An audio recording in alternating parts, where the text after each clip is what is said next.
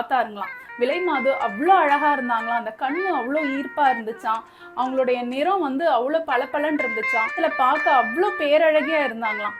பண்டிதர் ஒரு நிமிஷம் சலனப்பட்டுட்டாருங்களாம். சலனப்பட்டு விலைமாதுவை தொட முயற்சித்தாருங்களாம். பல்லார்னு ஒரு அறை விலைமாது பண்டிதரை கொடுத்தாங்களாம். பண்டிதர் இந்த அறையை எதிர்பார்க்கவே இல்லையாம். விலைமாது பண்டிதரை பார்த்து என்ன சொன்னாங்கன்னா, முதல்ல என் வீட்டுக்கு கூப்பிட்டப்போ உங்களுக்கு மனசே இல்லை.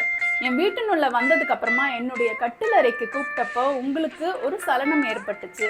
நாளைக்கு உங்களுக்கு கிடைக்க வேண்டிய அந்த தண்டனையை மறந்துட்டீங்க. உங்க மனைவி மக்கள் எல்லாரையுமே மறந்துட்டீங்க. உங்களுடைய ஆசையால எண்ணத்தோட முயற்சி பண்ணீங்க. பாவத்தின் தந்தை என்னன்னா ஆசைதான். ஒரு மனுஷன் ஆசையால தான் நிறைய தப்ப செஞ்சுக்கிட்டே இருக்கிறான். அந்த ஆசை இல்லைன்னா அவன் ஒழுங்கா இருப்பான். உங்க மன்னர்கிட்ட போய் சொல்லுங்க, பாவத்தின் தந்தை ஆசைன்ட்டு.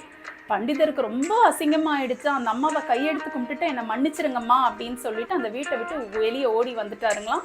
மன்னர்கிட்டையும் போய் அடுத்த நாள் இதை சொல்லி நிறைய பொற்காசுகள் வாங்கினாருங்களாம். இந்த குட்டி கதையில இருந்து நாம என்ன தெரிஞ்சுக்கிறோம்னா, ஆசைகள் படலாங்க, ஆனா ஒரு ஆசையால நம்ம வாழ்க்கையே சூனியமாகும், இல்ல பெரிய பிரச்சனையில மாட்ட போறோம்னா அந்த ஆசையை நம்ம தவிர்த்துக்கிறது நல்லது.